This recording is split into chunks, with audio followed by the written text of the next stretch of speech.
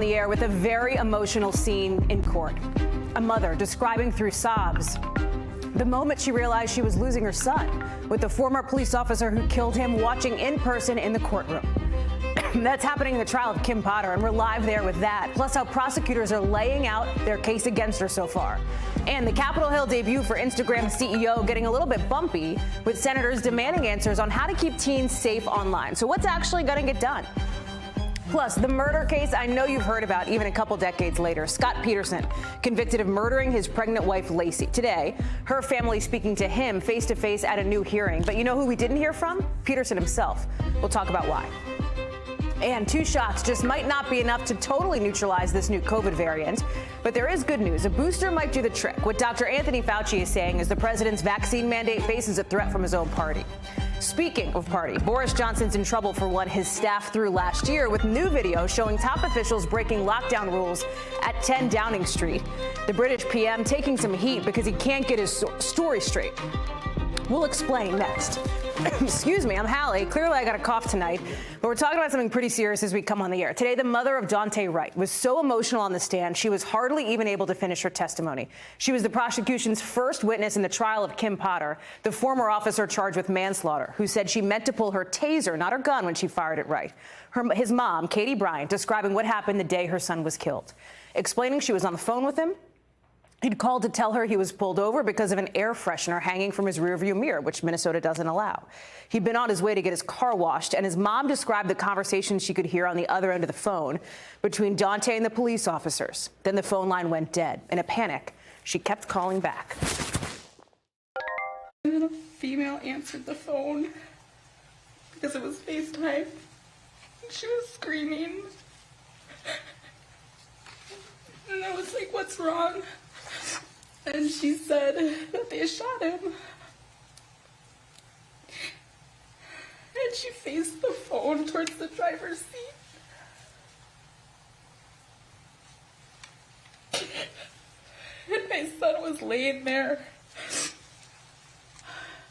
He was unresponsive, and he looked dead. Potter, remember, is the former Brooklyn Center police officer charged with first and second degree manslaughter. That first charge carries a maximum sentence of 15 years, the second, 10 years. It is yet another case that's become part of our bigger national conversation over race and policing. Joining us now is Ron Allen from Minneapolis. Ron, it's good to see you tonight. So listen, Katie Bryant was called here, we know, as the prosecution's first witness. You saw that, incredibly emotional, understandably so. Talk through what this says about the prosecution's strategy in this case. They were trying to drive home to the jury what has happened, that a young 20-year-old man, a father, a kid who was on his way to trade school, they said, on his way to a car wash when he was gunned down on a Sunday afternoon, just a few miles from his home. His mother had just talked to him. She said that he just left the house 15 or 20 minutes before she gets this call from him because he's been pulled over and the officers are trying to sort out insurance. The car wasn't insured. He didn't have a driver's license. And then she hears what's going on, and she hears, and then the phone hangs up. So very emotional, and I think the point, obviously, is that the prosecutors want the jury to understand the loss here, that the defense says the officer just made a mistake. It was an accident. But the prosecution is trying to say to the jury, this is what happened. Here's the young man who was lost, and here's his mother, this heartache and sorrow and grief that she's going to be feeling for the rest of her life. And this was an emotional day for a lot of reasons, Ron. There was this video that was shown, this police body cam video of Katie Bryant, right, the mom we just saw, getting on the scene. I know that was another moment in the courtroom that really had folks listening and watching so intently. We're showing some of that video now. It is, at points, honestly hard to watch. You can see the emotion on her face. She's stunned. She's shocked. Can you talk about what kind of effect this might have on the jury? Well, it's video that had never been seen before. It was a police body camera video that they apparently held on to. And yes, it's very raw. It's very hard to watch. We've seen a lot of this sort of thing over the years, police body camera video, I should say. But to see a mother arriving at the scene, and remember, she had just heard that about the shooting. She tried to figure out what was going on. She said she called 911 to find out where this had happened. She has no idea what's going on. And then she gets there, and there's her son, who she said that she could recognize his sneakers, which with his feet sticking out under the sheet there, and that's how she recognized him, she said. And it's just, it's just very powerful. Again, the point is it's just to humanize Daunte Wright so that the jury understands the loss here. And, the defense, for their part, they're trying to portray him as a much different individual. They're trying to portray him as a young man who didn't have a driver's license. When the police arrived to the car, they said they smelled marijuana and saw marijuana residue in the car. The car wasn't insured. They say he had an arrest warrant outstanding because of a case involving a weapon. They say that there was a protection order out against him involving some sort of domestic violence case. So they portray him as a very different individual who they say tried to flee when he realized that the police knew all this about him. And he does try to get back into the car. He does try to pull off. And the defense is saying that the officers were trying to arrest him, that's what they were supposed to do, and that if he had just stopped, if he had just surrendered, none of this would have happened. Of course, the prosecutors say, he shouldn't have been stopped in the first place for an air freshener and a license tab that's expired. And that raises a lot of other questions about why did the police stop him in the first place. And his family and others have said that he was racially profiled, and that, they say, is at the heart of this case as well. So there's a lot of issues. But yes, today is dominated by what perhaps the most important thing here, that there is a mother of family who lost a son, a young man, who has a young son, Daunte Jr., who's just 2 years old. And that's the kind of heartbreak that anybody could understand and empathize with. As you talk about those moments, Ron, I wonder if you think this at all changes the calculation or contributes to the calculation for the defense as you've laid out their strategy and what they're aiming to do here as it relates to Kim Potter herself taking a stand during trial, right? We know this is, as we've talked about many times here on this show and elsewhere, like that can sometimes be a risky move, right, to put the defendant on the stand. What's your sense of how that might go? Yeah. Well, I think generally speaking, most defendants in murder cases don't take the stand. I don't know what the statistics are, but here, this case is about her. The prosecution said this is about an experienced officer who betrayed her duty, who should have known better, who had been trained year in and day out about how to use a taser, how to use a gun, how to distinguish them, and that as they were going through their opening statement, the prosecution was trying to show the jury that there were steps along the way where she didn't follow this training, allegedly, where she acted recklessly, where she was negligent, where she flouted this training, to use some of their language. So that's what they're going to focus on as well. And Potter will take the stand, her attorneys say, to essentially defend herself, to say that this was proper police procedure. She was training a younger officer. She was a very experienced officer who they said never had fired a gun or a taser in 26 years until now. But they haven't really explained how you mistake one thing for the other when they're so different. Ron Allen, live for us there outside that courtroom. Ron, thank you very much for being with us tonight. Appreciate it. To news on the pandemic now. Turns out so far, if you got 2 doses of the Pfizer vaccine, it may not be enough to totally neutralize that new Omicron variant. But the company's CEO is saying today a booster looks like it gets the job done. And let's be clear here. Listen, just those first 2 doses of the vaccine probably does still prevent getting really badly sick from Omicron, like so sick you need to go to the hospital for a while. Here's where things stand right now. In this country, nearly 200 people are fully vaccinated. 47 million have gotten their booster shot. These are the percentages on screen. And it's that second number, 24.4%. Health experts want to see that go way up. They want way more people getting the booster. Here's what Dr. Anthony Fauci told our Lester Holt not too long ago about why this whole conversation is so significant. We sit 2 doses now. It's considered fully vaccinated. Do you expect that is going to change? Are there conversations underway right now to change the recommendation? That's certainly being discussed, but just for the formality of, for example, requirements still, it's going to be the 2-dose for now. But you're quite correct. This is something that's on the table, that's being discussed. I don't see it happening immediately. More from Dr. Fauci tonight on Nightly News. But for now, I want to bring in our own medical correspondent, ERIKA Edwards. ERIKA, it's good to see you. So listen, you heard what Dr. Fauci said. I've been talking to doctors and medical experts about this, too, what it means to be fully vaccinated, right? Like right now, that means 2 doses if you're Moderna or Pfizer, 1 if you're J&J. Should it mean the booster, too? What is your sense of what you're hearing? Hey, Hallie. So good afternoon. You know, this is really nothing new. This is something that evolves with science, and it's not just for COVID-19 vaccines. I mean, I have older teenagers. When they were in middle school, they were getting the HPV vaccine, for example, and that was a 3-dose series.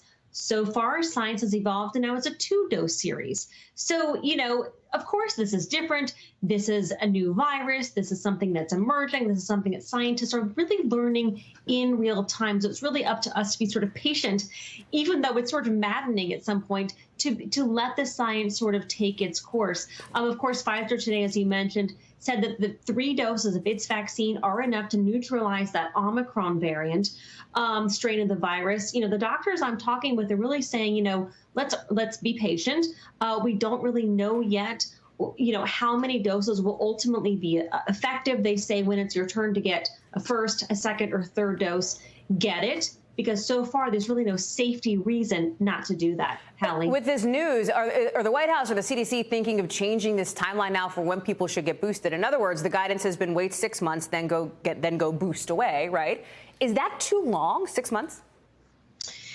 So let's take a step back for just a second. I mean, this is what viruses do. They want to thrive. They want to live, and they don't want to necessarily kill you. They want to evolve to a point where they're sort of quietly moving around our population and affecting people, but just a little bit, just enough to make you maybe sneeze or cough and infect someone else, much like the common cold, which, by the way, is a coronavirus.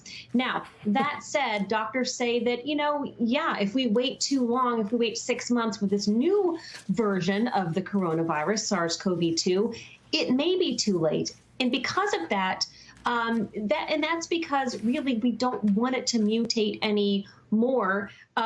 We don't know that it's going to be smart enough to go in the direction that we want it to go, where it's just sort of more of the common cold. There are so many unknowns. That's why they're saying right now, get boosted, get vaccinated before that 6 month time. Let me be a little vulnerable here or self-reflective for a second, ERIKA, because, you know, we talk a lot, I think, in the media writ large about this new emerging variant of COVID, Omicron, right?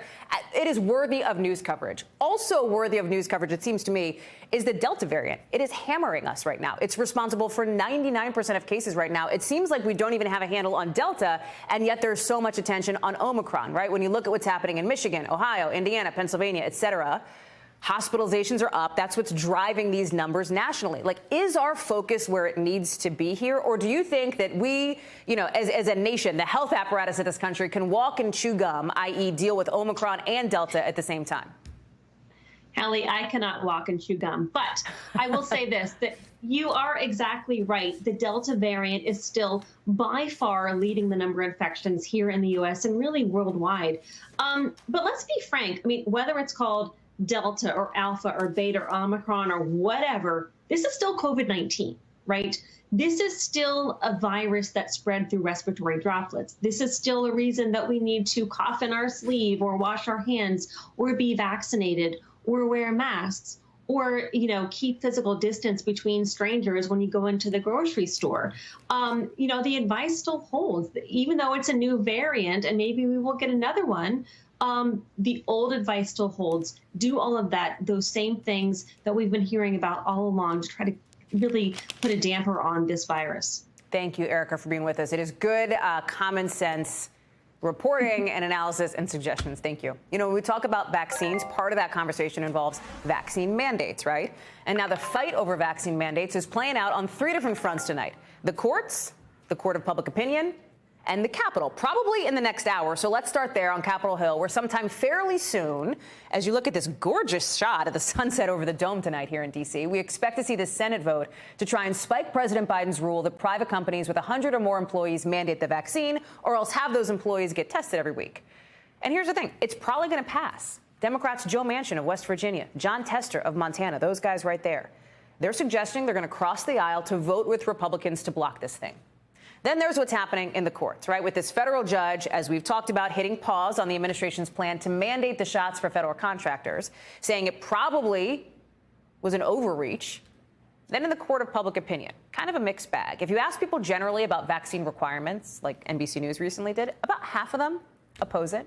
But when you put more specifics in, when you specifically ask about Biden's policy and use the word mandate, the numbers flip. Half of them say, yeah, we favor it.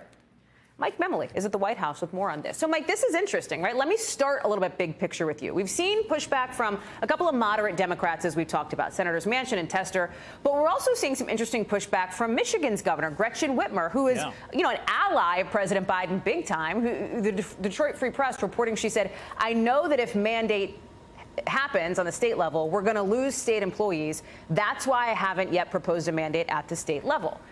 Is the White House at all, Mike, based on your many, many sources in and around the administration, are they at all worried about losing this argument in their own party? Or are they looking more at all the other supportive comments and statements from Democrats who are like, yes, do this, we back you? Hallie, Gretchen Whitmer is not just an ally of this president. She was almost his vice presidential candidate. She was in the speculation for Veep stakes back in the day. She was high on that list, high on that short list for the president. So seeing her put some distance between herself and the White House is very significant. And I think what this speaks to, and the White House is aware of it, and they're trying to give some Democrats space on this, is the fact that midterm pressure is really already here. And so what they want to give Democrats space to do is cast the occasional tough vote against them, speak out, if you will, against them. But the White House really is moving forward with their attempts to impose these vaccine mandates. They think it's the right thing scientifically, medically. They think it's also ultimately actually the right thing politically. And the numbers, we can talk about the polling.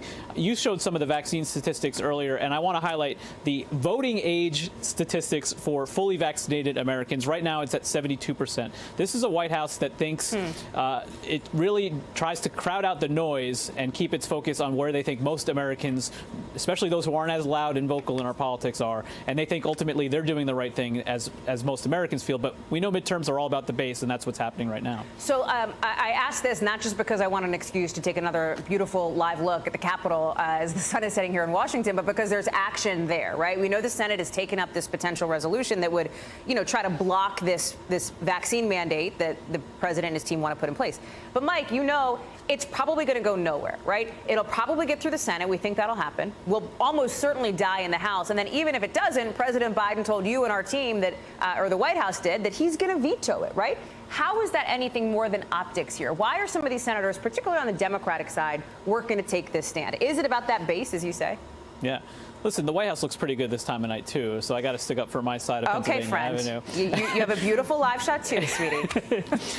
But, you know, here's the deal, to quote the president. You know, there's a lot of floor action, to use the Washington term, in Washington this month. There's the president's agenda. There's the debt ceiling, a lot of other moving parts. This is actually really interesting to be spotlighting because Republicans are in the minority in the House. They're in the minority in the Senate. They really don't have many opportunities to force Democrats to cast some tough votes. They're using sort of a particular parliamentary process here, the Congressional Review Act, to do it. Let's hear a little bit of the back and forth from the Senate today just on this issue. I believe the mandate is a massive overreach by the government and a massive mistake. The worst thing we can do is tie our own hands behind our backs and let these new variants spread and grow. So when we posed the question to the White House, ultimately, if this gets to the president's desk, will he veto this? Jen Psaki said very clearly that he would. She said she hopes the Senate stands up against the anti-vaxxers, as she put it. But not only Tester, not only Manchin, when this vote happens in the next couple hours, let's watch closely, because the fact that there's already 2 Democratic votes might free up some others who are looking at tough re-election bids to vote that way as well. And then we turn our attention to the House. Right. The Republican senator who's pushing this told me he thinks maybe 3 or 4 more Dems could get on board with that. Mike MEMOLI at the very nice-looking White House this time of night. Mike, thank you. Thank you. Over back on the Hill, big hearing just wrapped up that could have a big influence on big tech, maybe, because for the first time ever, lawmakers are hearing from the Instagram CEO, a guy named Adam Mosseri, and they had a lot of questions. They basically pointed the finger at him and his app and saying, your app, Instagram, harms teens, especially teen girls. This is him just a few hours ago during his opening statement. Mosseri defended what the app is doing, what his company is doing to try to protect kids. It's all in the face, as you know, of these reports, research, these whistleblower leaks that all say Instagram knows there's a problem and it isn't doing enough. Watch. Now I recognize that many in this room have deep reservations about our company, but I want to assure you that we do have the same goal. We all want teens to be safe online. Right before MOSSERI testified, the day before, Instagram rolled out a bunch of safety measures. You see the biggies on your screen here. The take break function, right, that prevents people from doom scrolling for hours. Some parental controls and time limits, the ability to nudge teens toward new topics if they've spent too long on one thing. And then right at the top, there are options that prevent tagging or mentioning teens that don't follow them. Thing is, Instagram is not really ahead of the curve on this. There's other apps, TikTok, for example. They've already been doing this. And that's partly why lawmakers say this is too little too late from Insta, since these rules dropped really just in the last 24 hours. With some experts pretty skeptical of all of it. Listen. Give me a break. Their business model depends on maximizing the amount of screen time, engagement, and attention they can get from your kids and your teens. One of the sources of the criticism is also coming out of the efforts of a whistleblower, Frances Haugen. You remember she leaked a whole bunch of documents to the Wall Street Journal that shows Instagram's parent company, Meta, formerly known as Facebook, knew their apps were creating mental health and body image issues among teen girls, a characterization, by the way, that Meta very fiercely disputes. Jake Ward has been following this from San Francisco. Jake, let me just tee you up on, like, headlines, right? What did Adam Mosseri say that we haven't heard before? Because I got to be real with you. We have seen this before. How many times has one of these CEOs, Mark Zuckerberg or somebody, come to Capitol Hill to get, like, dunked on by someone, and then that's it? Everything goes back to how it was. Why is today different? Well, I would say, Hallie, that, you know, the big change for me, I mean, this is just from someone who's watched a lot of these hearings, is just how in lockstep the various senators seem to be on a couple of things. I mean, first of all, they all seem to have this just emotional kind of revulsion at the idea that kids are on this largely unregulated, almost entirely unregulated social media platform and are having these terrible experiences. And they, as their parents, as their grandparents, really have no insight into how that works, what it is that's compelling kids to go at it, even though they have such a dark effect. You know, all of that stuff seems to sort of be there in the minds of people from both sides of the aisle. You don't see that very often. And I think that for me to see Mosseri saying such fundamentally different things than what the senators were saying, for instance, disputing the idea that the platform he runs is addictive. That one right there, you know, if we can't start from an agreement on that, well, where are we going? And that is sort of, you know, that was just the beginning of the day. And then it just went, you know, worse and worse over the course of it in terms of him trying to project the idea that, you know, we've got this under control, and these senators basically saying, no, you do not. At one point, comparing his company to Big Tobacco, saying, you are now tobacco, you should get used to it. I know you talk about the idea of Instagram being addicting, right, or some of these other social media apps being addicting. You've done so much reporting on, you know, the impact of Instagram specifically and other apps on teens, right, as it relates to mental health, radicalization, issues with drugs, et cetera. Talk us through what you're learning and then how Meta is responding. Well, we are definitely seeing, you know, experts of all stripes saying that from the very earliest of our lives, the earliest moments of our lives, being on screens is having a huge effect on who we are as humans. We spoke, for instance, to Dr. DIMITRI, CHRISTAKIS, who runs the Seattle Children's Research Institute in Seattle. He, you know, talking to him, he studies kids as young as 2 and 3, and he says that it builds a lifetime of compulsive behavior that can be very dangerous. Have a listen. With that much time devoted to screens and that much exposure to an addictive substrate, it's not at all surprising that we're going to see lots of children develop compulsive use and then a certain segment develop addictive use. And of course, what we're seeing here, Hallie, in the testimony today is, you know, senators essentially saying, you know, we're seeing the signs of addiction, we're seeing the signs of dark thoughts, we're seeing the possibility that kids may be getting drugs on your platform. What are you going to do about it? And Adam Mosseri tried to be very measured, but obviously he did not exactly salvage his company's image in the eyes of these senators, Hallie. Jake Ward covering that for us tonight. Jake, thank you so much. Appreciate it. The Supreme Court today hear an argument in a case that could potentially chip away at that hard line of separation between church and state. The question? Whether state money for tuition can be given to parents who send their kids to high school that offer religion as part of the curriculum. This whole thing came up in Maine, right, where the state made tuition money available for families who live in places without public high schools so they can send their kids to public or private high schools in other communities. But here's the catch. The money is not available for families who want to send their kids to schools that offer religious education. So two families said that violated their religious rights. Here with me now is Pete Williams. Pete, it's lovely to see you back on set again. So talk me through what the justices may be thinking here, because it feels like, as sometimes is the case in the court, there may be a partisan split here, right? Justice Kavanaugh saying the state law is not constitutional. Justice Breyer kind of seemed to, if you read the tea leaves, side with Maine a little. Oh, sided with Maine a lot. Okay. I think it's going to be a 6-3 vote. At least that's what it appears to be from the questioning today. The conservatives saying it's just as bad to discriminate against religion and non-religious schools as it would be to discriminate, this is Kavanaugh's line, right, between, say, Catholic schools and Protestant schools. That he said these families don't want unfair treatment or special treatment. They want equal treatment. They want to be treated like anybody else. Here's what Maine says. Maine says, we have a program that guarantees that your child gets a public education. Right. And if you live somewhere where there isn't a school, we'll give you the money. You send the child to some other school as long as it's sectarian. Justice Sotomayor picked up on that and said, you know, if you live in Bangor or you live in Portland, Maine, and you want to send your child to a religious school, you have to pay for it, because there's already a public school available. So why should it be any different for a parent that lives in a rural area? If they want to send their child to a religious school, they should have to pay for it. So there's a real split here. Justice Breyer basically said you don't want the state getting involved in these religious questions, because pretty soon they're going to have to sort of referee all the disputes between one religion and another, and the best attitude is just hands off. The lawyers for the two families that are suing, that are challenging Maine here, say this is not aid to religion because the money goes to parents. And then that breaks the circuit. Parents are making the choice. Then the parents decide where to spend the money, and you know that may be enough to save it for the court. So there was a somewhat similar case last year in Montana, where the Supreme Court said when states make money available, they cannot exclude religious schools. Right? How is that not a precedent here? Well, it is a precedent, I think. Well, the difference is this: it's a subtle difference, but this is the world of the Supreme Court. The nuance rules all. Exactly. Right? So what they said there is, if you have a tuition program, you can't say that it can't go to schools that are operated by religious institutions. This takes it a step further and says that offer an explicitly religious education. In other words, that teach that a particular religious worldview, that advocate a particular faith, that requires students to attend chapel, for example. So that's the next step. And by the way, if the court rules the way as it appears it's going to, then the next logical step is, okay, well, what about taxpayer funding directly to schools, like, say, charter schools that give the money directly to the schools? That's not today's case, but it's a step toward it if the court rules as it appears it's going to.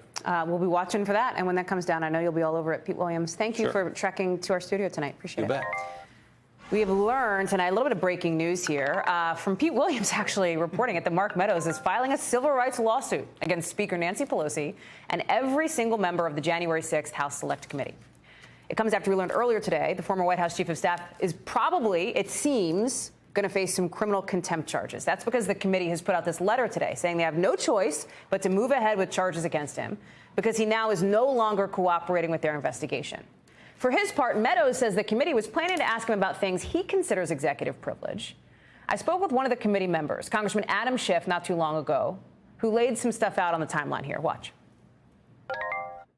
When do you expect to hold a House vote to hold Mark Meadows in contempt of Congress? We're at the end of the session, so we're trying to make sure we can get this done expeditiously and before we recess for the rest of the year. He doesn't have the right to simply say, because the former president doesn't like it, I'm not showing up, but that's what he did. And so we will have to move forward with the recourse that we have. This is the third time the committee is trying to hold a potential witness in contempt. They've already recommended those charges against former President Trump's ex-aide Steve Bannon, who's going to trial on that, and former Justice Department lawyer Jeffrey Clark.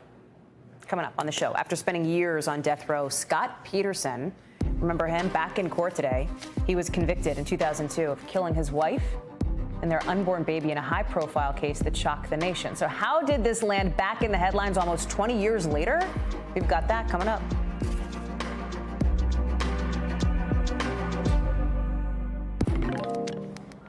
For the first time in almost 17 years, Scott Peterson came face to face with the family of the woman he's convicted of killing, his pregnant wife, Laci. It was at a hearing that happened today to resentence Peterson after his death penalty sentence was overturned. Why was it overturned? Because jurors who disagreed with the death penalty were dismissed at his original trial. So in this resentencing, we've learned he's now getting life in prison without the possibility of parole. Laci's family spoke to him directly in court, with her sister breaking down in tears, saying, quote, "You have broken all of our hearts by taking Laci and Connor's life." Laci's mom also spoke and said, in part, "There are two things that will never change. Laci and Connor will always be dead, and you will always be their murderer." Peterson continues to insist he's innocent. Danny Ceballos is here with more. Danny, you know, we heard these just extraordinarily gut-wrenching statements from members of Laci's family here. We didn't hear from Scott Peterson. The judge denied his request to speak. Why? Because it wasn't really necessary. I mean, the sentencing in this case wasn't going to be very complicated. It's not like they had to calculate sentencing guidelines or hear a specific statement of remorse or have Peterson allocute. It was pretty straightforward because these are the worst of the worst crimes. Sentencing in those cases is pretty easy. A hearing next year is going to decide if he gets a new trial altogether over this whole issue around this tossed death penalty sentence. Based on what you saw today, Danny, is there any chance that happens? This is a long shot because the allegations are basically that there was juror misconduct in the form of a juror who'd failed to disclose that she was the victim of domestic violence, allegedly. That juror supposedly has said, well, as I understood it, I was answering the questions correctly. I wasn't keeping anything out of my answers. And even then, keep in mind, the California Supreme Court already said in an opinion that there is substantial circumstantial evidence supporting that conviction. So this is an uphill battle, but I'll say this. If Peterson does get a new trial, that would be a blockbuster thing to happen to him because that would mean that the prosecution would have to marshal all the evidence from 17 plus years ago and retry Peterson. Listen, Danny, this was, I don't know how to say this. This was such a huge deal when it happened, right? Like this really, I mean, I know you were talking about it and, you know, at the time. What was it like today for you covering this, you know, 17 years later? Well, it's so interesting. You see photos in there in the video, the B-roll of a young Mark Garagos, who I ended up working with at another network not too long afterwards. And you just see how young everybody was back then. And you realize, my God, you forget how huge this was at the time. This was maybe not as high profile as the O.J. trial, but it was major news every day, wall to wall. This was the big story at the time. So the idea that Scott Peterson could be back in our lives with another trial would be momentous indeed.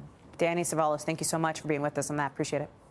Coming up, more countries blowing out the torch on the Winter Olympics, at least diplomatically, joining that diplomatic boycott of the Games. We'll tell you which leaders are joining President Biden on that and what China has to say about it. Spoiler, they're not thrilled. And the jury now has the case in the trial of JUSSIE Smollett. The actor still denying he planned a racist hate crime against himself. But what do those jurors think? We're live on that next.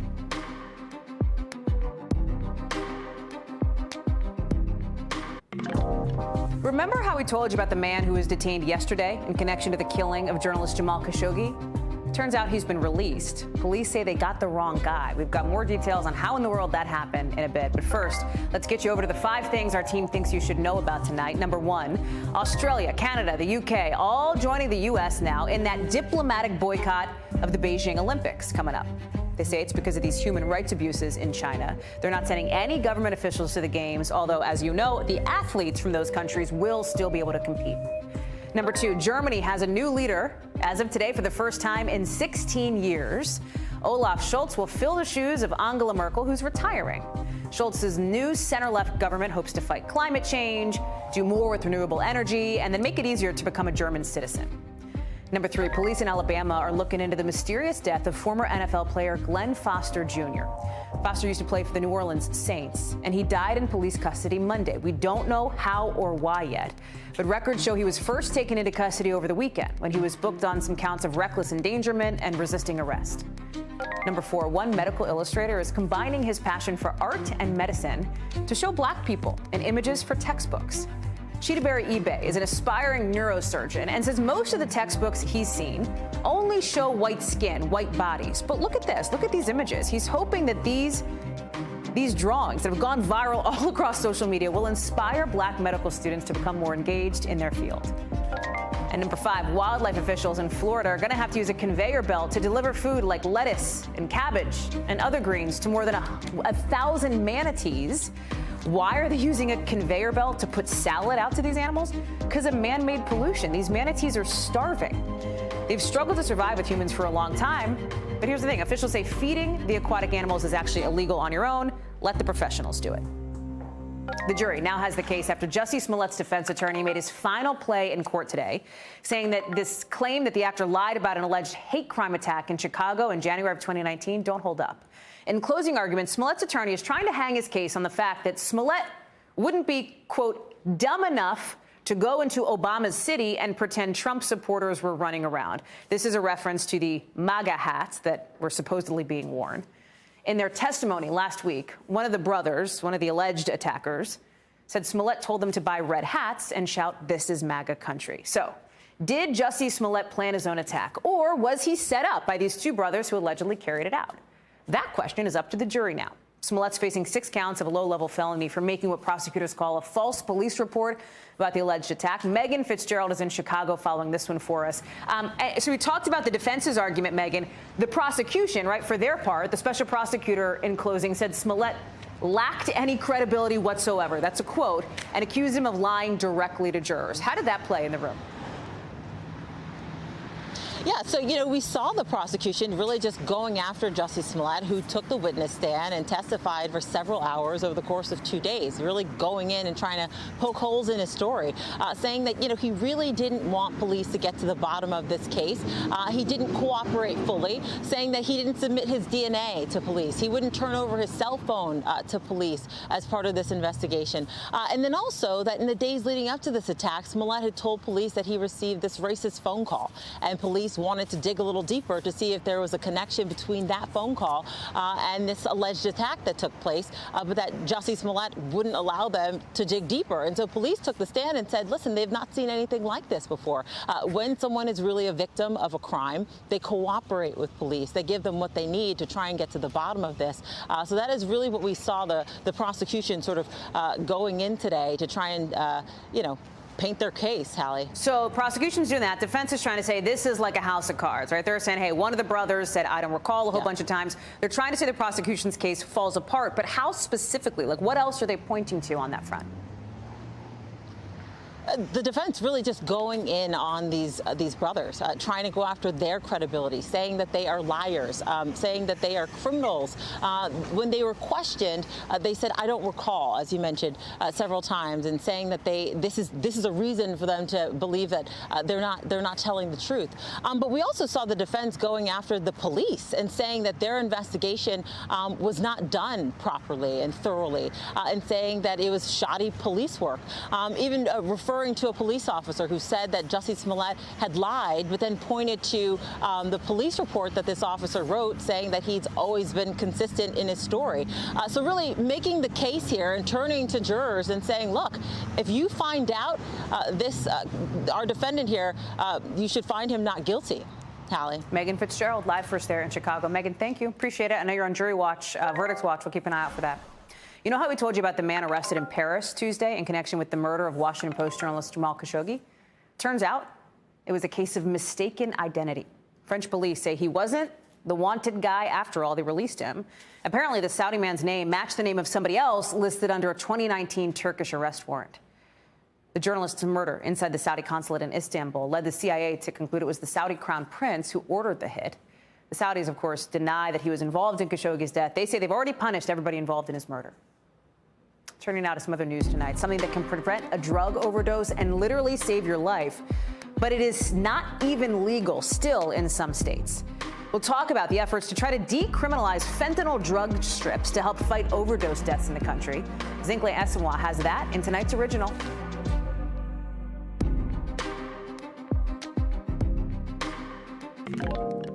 It's a tool that could save your life, but also put you in jail. Zinkley Esenwa reports on the push to decriminalize fentanyl test strips. You got to hear this one. It's tonight's original.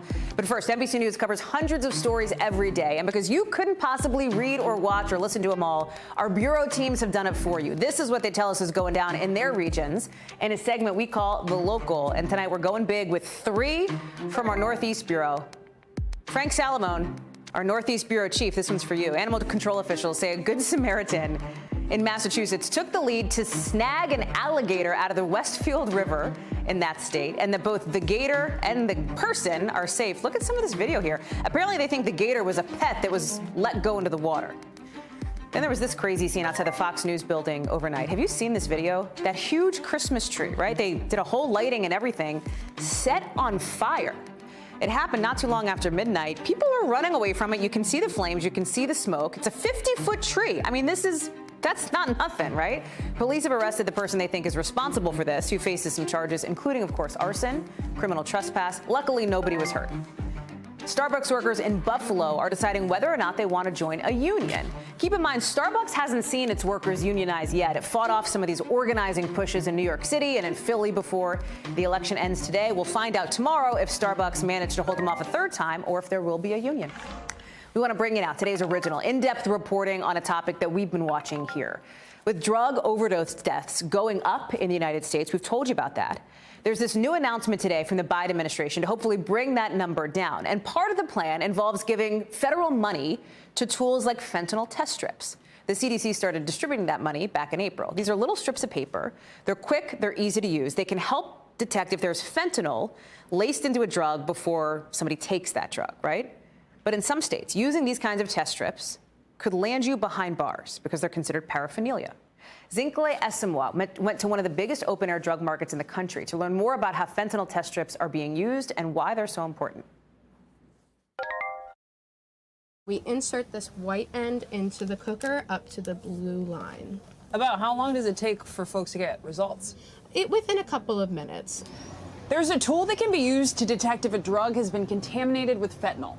Test strips. But in some states, this tool that can save lives can also land you in jail. You could just call this a fentanyl epidemic because that's how most people are dying. In the U.S., drug overdose deaths are up by nearly 29% since last year. Experts say fentanyl is a large reason why, contaminating pharmaceutical pills and what some consider more recreational drugs like marijuana. With the test strip, a user can tell if a drug contains fentanyl or its analogs. Most of the pills that people are buying on the street are counterfeit, and they're oftentimes contaminated with fentanyl. But obtaining a test strip isn't so easy. At least 32 states have drug paraphernalia laws that include controlled substance testing equipment, making the use of test strips illegal in most of those states. How easy is it to get a fentanyl test strip? It's very hard. You would have to order them online, and they're very expensive. They can be over $100 for a box. Prevention Point Philadelphia hands out fentanyl test strips on this bus legally. Philly's mayor recently signed an executive order decriminalizing the tool. Prior to decriminalization, even though folks weren't being arrested for them,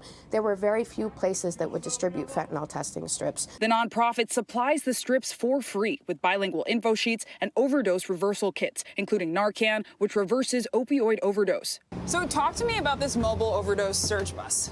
When there's an overdose surge in a neighborhood, the bus drives to help. It doesn't leave until there's a reduction in overdose deaths. And we have a private room to conduct any medical services. The strips they use detect fentanyl and its analogs like carfentanil, with hopes of ending what they deem preventable deaths. We don't really know what day he died because they found him days later. So we say it's May 17th, but we actually don't know. Alex Passator lost her brother Luke Johnson to a drug overdose. Luke found dead days after his 22nd birthday. The drug, heroin. He got a bad batch that was laced with carfentanil. Test strips should be widely available for anyone who's using drugs like heroin, but also now like drugs like cocaine and marijuana. 2021 did bring wins for testing advocates, at least 6 states passing bills that would exempt fentanyl testing strips from the drug paraphernalia definition. In April, the CDC authorizing use of government funds for the strips, saying the tests will, in part, quote, save lives. Prior to decriminalization, the Philly Police Department tells NBC they did not track arrests for test strips. It's unclear how many arrests for the tests happen nationally each year. To combat what Prevention Point calls an overdose epidemic, experts say the strips are just a first step. We use Narcan, syringe services, and that's why all of those other tools work only in conjunction. As the U.S. passes a CDC estimated 100,000 overdose deaths this year, families like Luke's hope widespread test decriminalization comes soon. It's not this faceless epidemic. Luke wasn't a junkie. He was my brother, and he was an incredible person, and he happened to have a disease. It could be literally anybody. Zinkley is joining us now with more on this. Zinkley, I'm so glad that you're bringing us this reporting here, right? Because I think to a lot of folks it seems so obvious, right? Of course, get these fentanyl test strips out to where they need to be. Can you talk more about the pushback here to this, right? Why it is still taking some states a long time to get on board with decriminalizing? Yeah, so it's not new, right, this idea of just saying no. But when I spoke with Prevention Point and other experts, they're saying we can't deny that people are using drugs. So we need a multi-pronged harm reduction approach. That includes syringe services. That includes fentanyl test strips. And on a call with the White House just today, the White House told reporters they're investing their strategy in both syringe services and fentanyl test strips. Of course, when they were pushed on whether or not they would put federal dollars towards safe injection sites, they didn't quite answer the question. And I think that goes to the point that experts are saying that stigma is also a huge obstacle in getting these numbers down, Hallie. I think the stigma point is a good one. I can't help but think, too, as I'm watching your reporting here, that COVID, the pandemic seems to be making everything a little harder these days. And I'm sure for these public health groups, when it comes to preventing overdoses, that's the case, too. Yeah, something that was sobering being on that overdose surge bus, which was in Kensington, a city in Philadelphia. It's one of the largest open-air drug markets in the country. And they said when everything shut down, they went out. They went out to the sites that were having the biggest surges. And something they tell folks they service is do not use alone. Of course, that's a difficult thing to say when people are social distancing. So they're saying at this time with COVID, it's harder now more than ever, Hallie. Zinkley Esma, thank you again for bringing that to us. Appreciate it. Coming up here on the show, some party problems for Boris Johnson, and not the political kind. The British Prime Minister catching some heat after reports of a Christmas party at Downing Street last year breaking some real COVID rules. Matt Bradley has more on this big brouhaha in London after the break.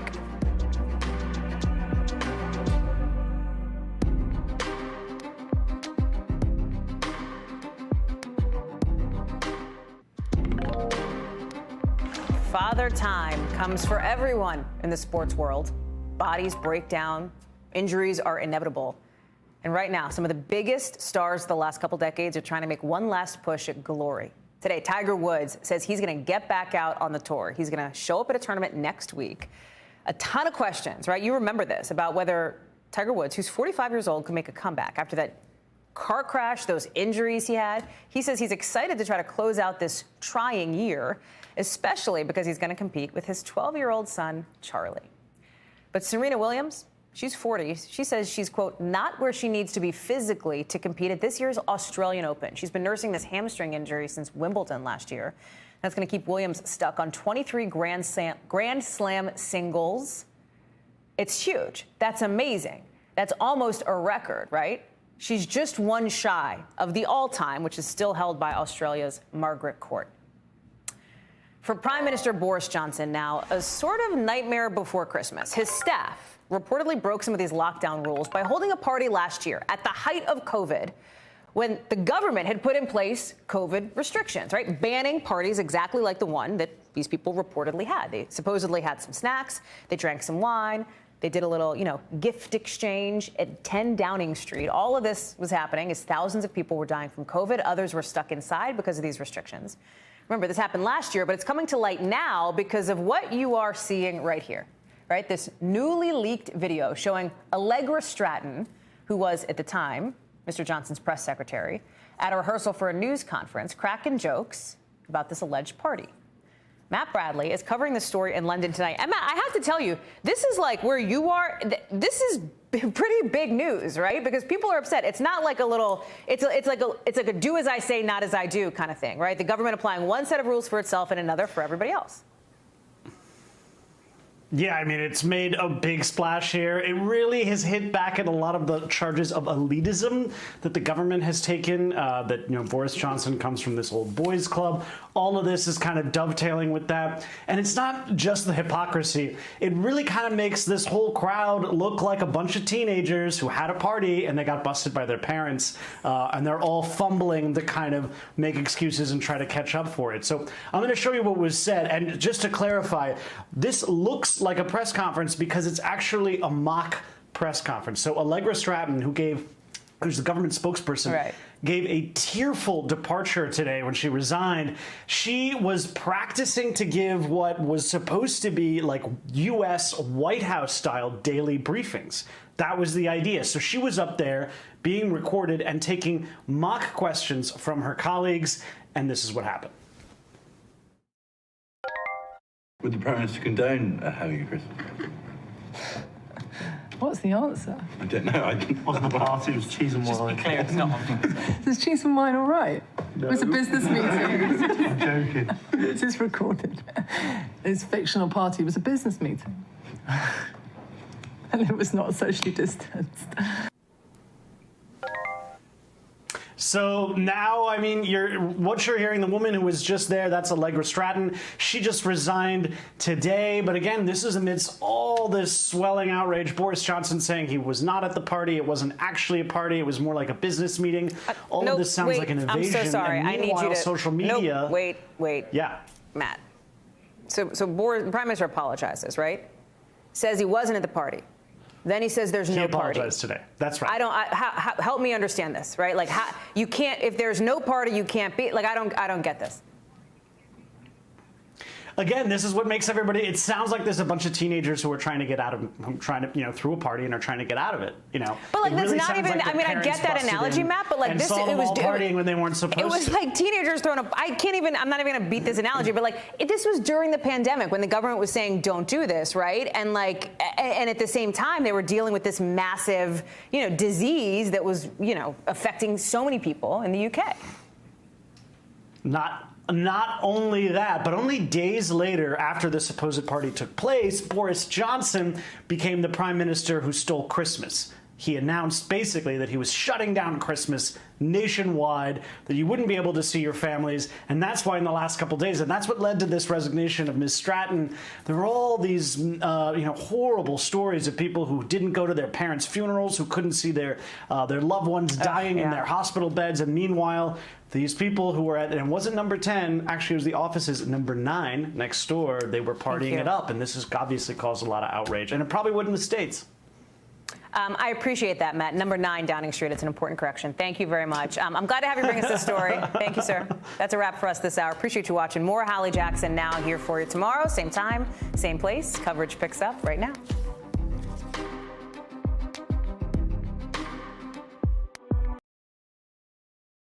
Thanks for watching our YouTube channel. Follow today's top stories and breaking news by downloading the NBC News app.